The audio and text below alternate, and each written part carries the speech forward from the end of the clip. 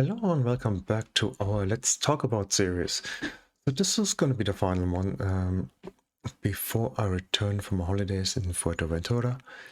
And as the last one, I want to talk about two civs because they are quite similar. I want to talk about France and Japan because even from the unique ability, it's very, very similar.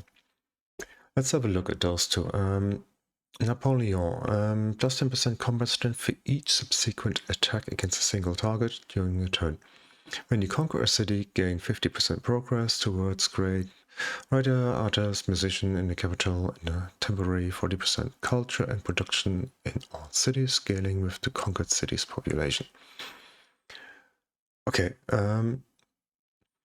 Oda, plus 1 culture and faith from defensive and military training buildings, so walls, barracks, armories, castles, and all that stuff. And then guess what? When a great admiral or general is born, gain 50% progress towards a great artist, writer, and musician in the capital. So what is actually the difference between the two? For one thing, you're gonna conquer more cities than you are gonna get great admirals and generals. Reason being because the cost of those guys increases, right? So the first time you conquer a coastal city, you're most likely gonna get an admiral. Maybe if you capture another large city, you're gonna get another one, but eventually it's gonna slow down. Whereas in France, every single city you conquer, you gain 50% progress towards great people in the capital. And it begs the question why that should be the unique ability, right?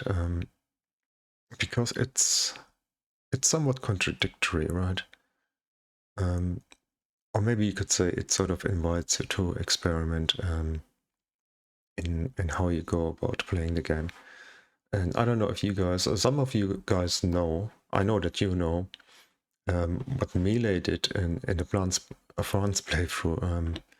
I think he went either tradition or authority into artistry, and he kept conquering Munich over and over and over again because Germany, stupid as they are, they kept settling the city right near his troops. So every time he conquered that city, he got a bonus towards his great people. I don't know if that was enough for him to win the game. I remember he had a super strong religion, which he spread about like crazy. He was worse than Pakal, I think. So anyhow, and it's very similar down here in Oda. Sort of both are military civs, usually per definition, and sort of by the guys we're playing as, right? Napoleon was not like a musician, was he? Or a writer. He didn't become famous for writing any sort of treatise on whatever. And Noda didn't become famous for playing, I don't know, Go, my hobby, or playing the guitar or something. So you could say, oh yeah, and then the 10% combat strength for each subsequent attack against a single target. You gotta read this twice or three times. It's immense. It's absolutely immense. And that even includes the ranged guys, as far as I know. And even if it doesn't, if you take 2 archers and hit him, and then you take a melee guy, and it's just plus 30% on top of whatever bonuses, flanking bonuses and stuff you got already anyway, then stick a great general in there. Most likely you can kill any unit with 3 hits. It's immense. It's absolutely immense. So, and because you conquer more cities than you get great people, I think the unique ability here is slightly stronger. This one makes up for by giving you a bonus from the defensive military training buildings, because you do get barracks and walls and things quite early, and then of course you are absolutely heading for the dojo, you beeline for this thing. Forget about libraries, universities, you need dojos, +5 science, +3 culture. Give your melee units one of the 8 virtues of Bushido promotion. It's an awful lot. It really is an awful lot. So by the time you get to steel, you'll have cancelled out the sort of alleged advantage of this one here.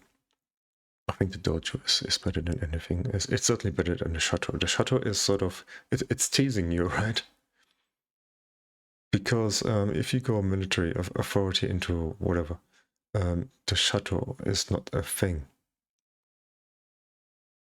You might build them later. I think they come reasonably later. Cavalry, it's not that late, but there's just sort of pretty things you place around the place. They're not going to be super relevant.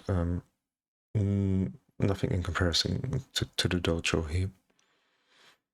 And then you got the samurai against the musketeer. The musketeer is a placement tercio. It comes a little bit later. He's got free movement, which is super good. It's got the formation lightning warfare. So this guy is pretty handy, I have to say. Does he win it again? Fight against the samurai? This is a longsword replacement. Of course, he's going to upgrade into a tercio, even though he only gets 3 extra combat strength. He's got discipline great generals too and quick study, so he gets more XP and he also generates great generals quicker. And he gets one of those promotions from the dojo. So in combination, I'd say the samurai is quite a bit stronger than this guy. The free movement is nice. It's super nice. It's sort of it's good offensively, but also defensively. If you get hit, you can run away 3 tiles. And because you got some extra promotions, you can take some situation stuff like woodsman or amphibious. So you can run away across a river and sort of survive. It's pretty cool. So, so how would you play those civs? It's a funny old question, in fact.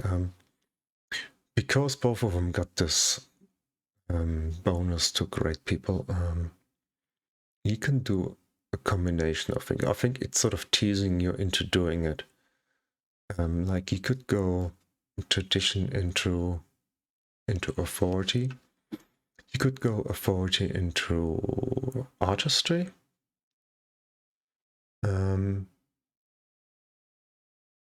Or you could just go authority and do whatever after. Or you could play the map, right? Because you're smart, you've learned. So you don't just formulate an idea and then do it, whatever. So you have to play what's in front of you, and that might dictate whether you should be going for one thing or another. So I've decided to have a little look at Japan. I don't have an awful lot of time. As I mentioned in the last episode, I was sort of wrong about when I'm flying. It's a good thing I checked. Imagine you're sort of passing your Saturday waiting for Sunday to fly, and then suddenly you find out you should have flown already. That would not have been good. Anyhow, let's have a look at Japan. So here we are. We've got a funky old starting location. You wouldn't play as Japan in the desert. But I've decided to keep this one. It's not necessarily about Japan, but it's not wrong. The one thing about this starting location, if you have a little look around, you got lots of floodplains. This one's got free food already. Let me just over this tile. So they got free food already. If you put a farm on it, they get 5. If you get a triangle of farms, you get 6 food, which is pretty good. Even if you're only ever gonna work one of those, right, you'll have enough food to work the production tiles with every single other tile that you have, right? So it'll allow you to grow quickly as well, and then do exactly that what I said. What's also cool is lapis. Lapis is actually a pretty cool luxury to have. It's a bit funky though. But the nice thing about it is that you get free hammers without even improving it. And that is amazing. When you do improve it, you get 2 signs on the thing. That is not your monopoly bonus. You get that straight away. So all you need to do is reset construction. And then where it gets a bit funky, it's even though you need construction to build a quarry, it's not the stoneworks that improves it or enhances it, it's the amphitheater, which gives it 2 culture, which is also quite a bit, right? And the monopoly bonus is 25% golden age length, 2 points in the resource tile. And so the other reason why I sort of did that, because here you could actually indeed go artistry into authority or authority into a tradition into authority. You could do. It's slow. It's painfully slow, and that's why I'm saying you have to play the map. You could play authority into artistry. You're gonna have lots of food, so from that point of view, the tradition or the artistry options are viable. You can work a lot of great people if you indeed improve all that and get the food. So, but as I said, you have to work the map. So here we are. So suddenly we know the map. But I think, by the way, everything I just said is probably pretty much the same as for France. Up to this point, it's very, very similar how you should go about your decision making. So now we do know about the map, and there is a lot of space here. You can have a look at the lapis. Sort of when you look at the map, you want to see how far your luxuries are spread out. There's a lapis even up here. And the next thing you look for is a cluster of other luxuries, like there's copper here. So you know that there is another sift up here. And the copper is their bonus luxury, so to say. We discovered Sukhothai. They're down here with the sugar. And there's an extra copy here. So now from this map, you could do anything you like. You do in fact have down here enough food to go tradition and work your cities really, really tall. Work all your specialists immediately. And it's really, really important, especially the science one. Up to a point, you don't need to worry about it that much because you got the lapis. So if you only work those 5 copies here, that is already plus 10 science, which is an absolute shitload. What you can also do is you can go authority, decide on maybe 4 or 5 city locations. You don't want to build too many cities because you're gonna have happiness issues later, and you increase your science and culture cost quite a bit, and then because you're sort of limited by the city number and how tall they are, you don't want to overdo that because otherwise tax and the culture is becoming too expensive, and then if you go authority and if you don't have enough things to kill, you're going to fall behind quite a bit. And so from that point of view, I decided when prepared for this little let's talk about to go progress here, and I wanted to develop really quickly. And I was already quite lucky with my runes. I discovered some ticks I can show you. So I researched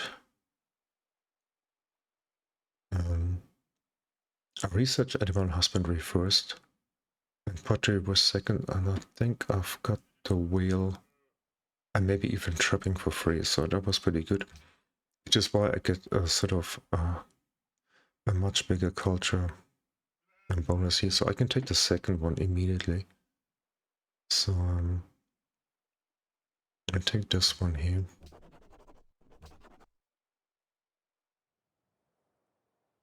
So we got some extra production in the capital, and now we can sort of churn out units and workers and settlers pretty quickly. Because of the food choice, we're gonna grow pretty quickly. Because of the production, we can get settlers out quickly. So it's pretty ideal. The other thing is, I sort of prefer progress because I haven't discovered any neighbors close by. So, of course, and the barbs are quite numerous, even if you go chill barbarians.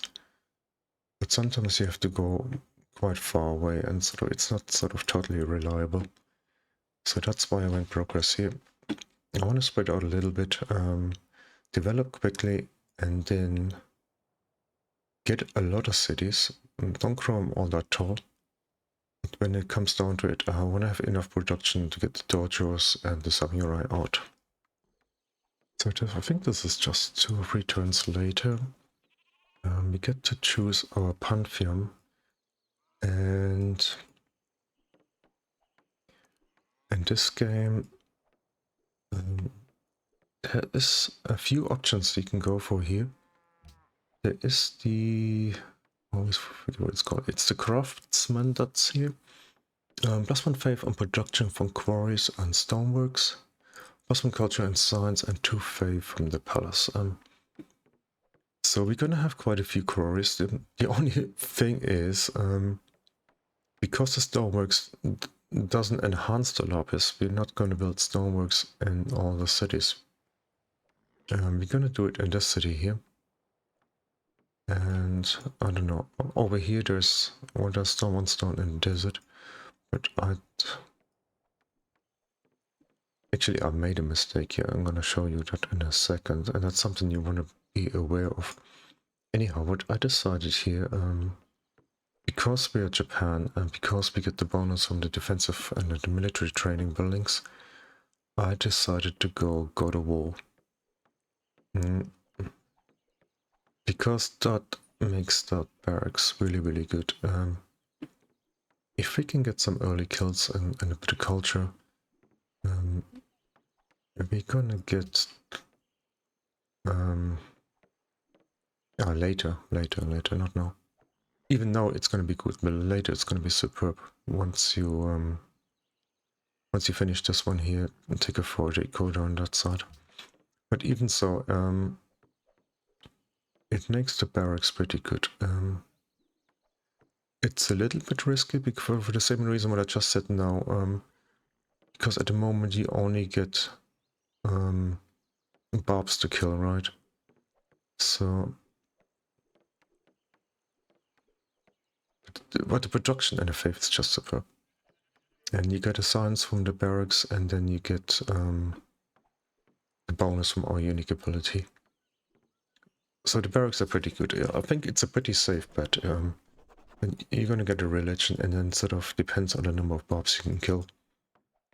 A little bit of risk, but it's okay. So here's something that happened while playing, and that's something. There's 2 things it's worth talking about here.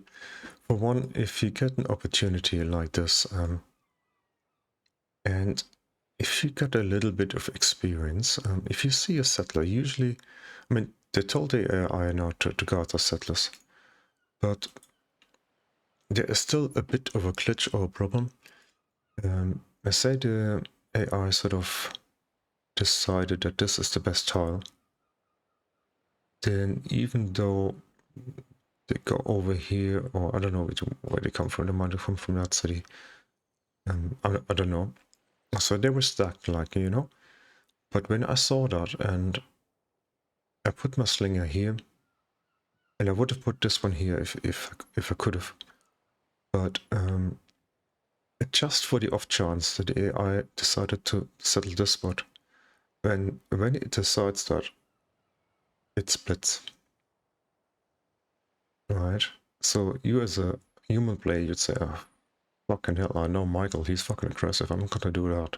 You just settle here, you just say, okay, maybe this spot is better, but fuck it, it's better than dying, right? AI doesn't think like that.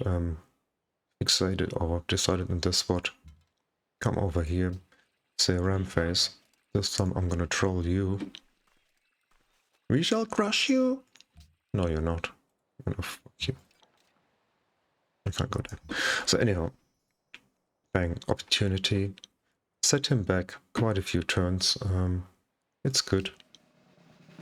And the other thing I wanted to show you guys is I thought I was being clever by settling the city here right in the middle, and there was a lapis tile here. But the problem is you don't get the two signs here. And that's a big issue, right? First I thought maybe it doesn't show it here, but it also, it's not here. So here you see it's an improvement, and we got a quarry, and here we got two signs. You don't get it from settling on the tile, and I did the same fucking thing over here. I didn't notice until I sort of hovered over the city, and then was amazed I missed out on 4 signs, and that's like 33% of our signs output. So missing out on that is quite bad. Don't do it, guys. And this is our final little thing to look at. This is what the map might look like. I got like 7 cities, and I've got one more plan for this tile here. The Iroquois, they sort of come over here, sort of run their gob off for a little while, and then they got attacked by Attila. They offered me friendship. I said okay, because I was planning to capture this one first. And after a few turns he said, I don't like you anymore. Come over here with the settler. We beat the shit out of him, and then ever since then we are at war. Unfortunately, I had to settle. Well, I might have settled here, but I didn't have any other iron down here.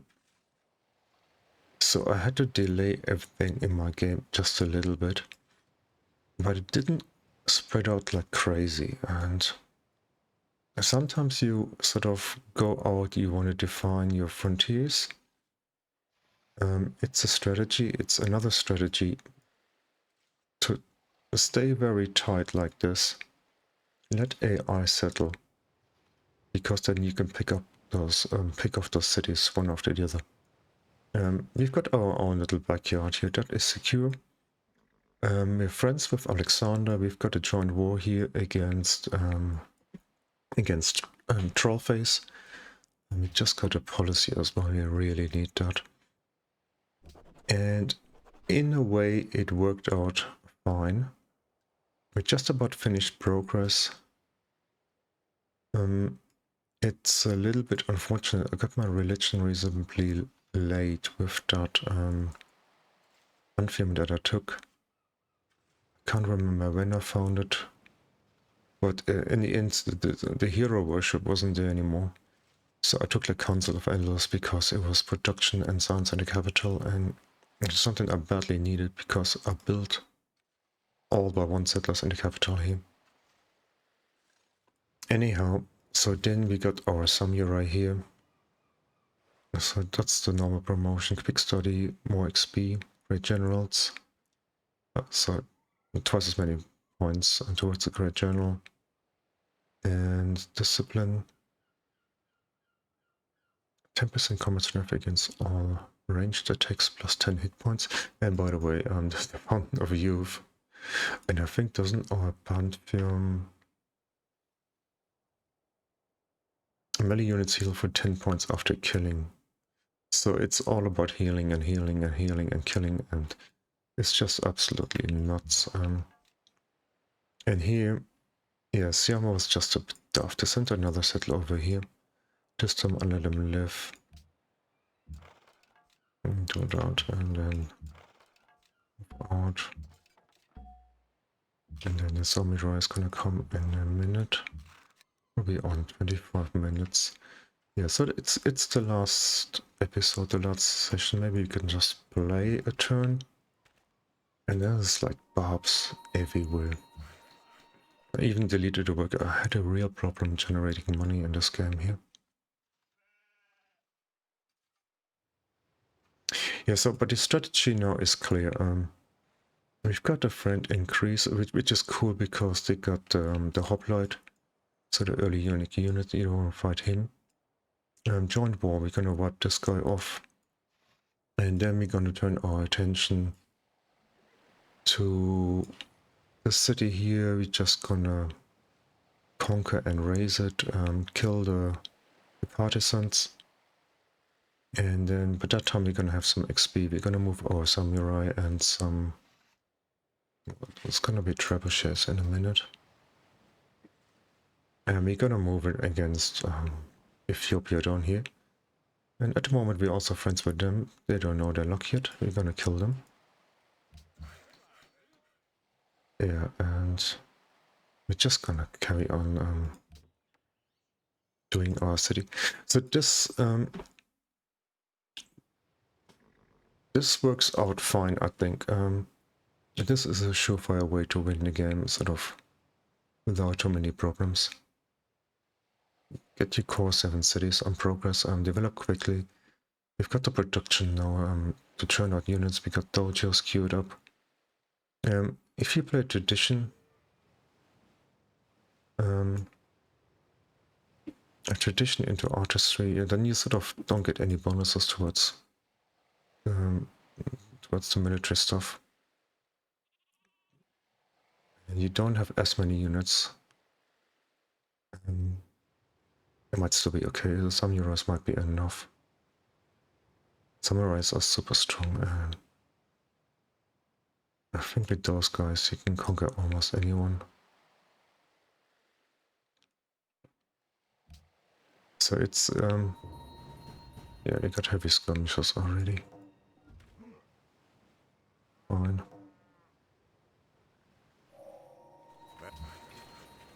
Look at that. It's amazing. Well, we got a garrison. Can we just... No, we can't.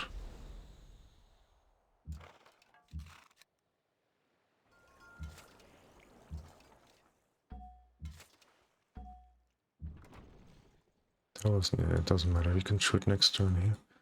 And I put a swordsman in there. Oh, they're so clever now. Anyway, we're not gonna play this, but it's sort of just showing you. If I had 2 samurais here, in fact there is one coming. That guy here is a medic.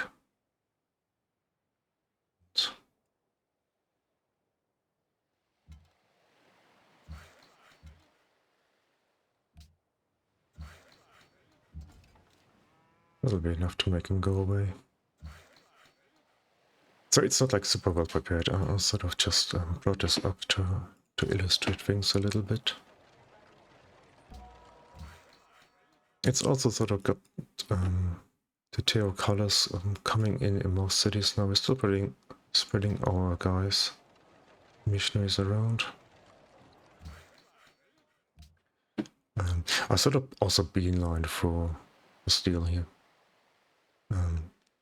I just now got currency, so we're gonna get composite bows, and we're gonna carry on straight in there. We haven't even got fishing. That's how sad we are.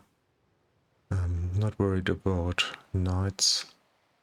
Some samurais can fight knights.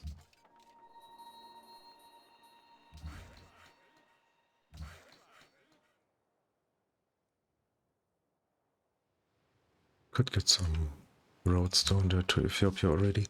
It's not gonna be long. I mean, that is so funny. It's just a super shame that we haven't got hero worship here. Okay, 2 coastal cities. Oh, they did kill that guy after all. Wait, okay, he killed him. He shot and then he ran off. Bastard. I think we're gonna kill him here though, right? He shouldn't have stayed here, mate.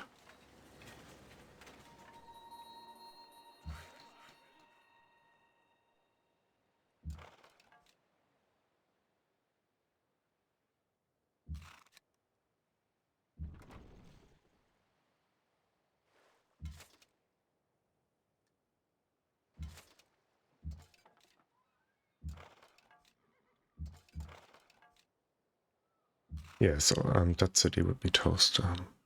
You could even prepare it better. You could have 3 of those guys.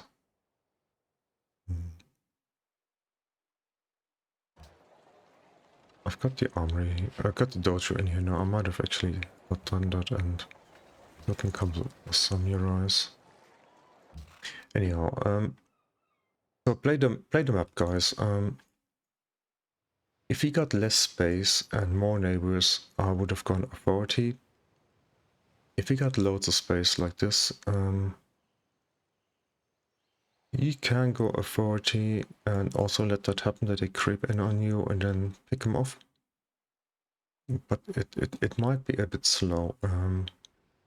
So this way here, you spread out a bit. You can grab all the luxuries. There is some about, like there's copper here, and there is tea up there. I think I had another one. Yeah, there was gold here. And so you can manage your happiness. And yep, and France plays pretty similarly. So anyhow, they're both fun civs, and I think the unique ability is it's just sort of teasing you into being a little bit adventurous, and I guess that's fine. So I hope you enjoyed your little mini-series. I'll be back for my holiday soon. I hope to see you then. Bye bye.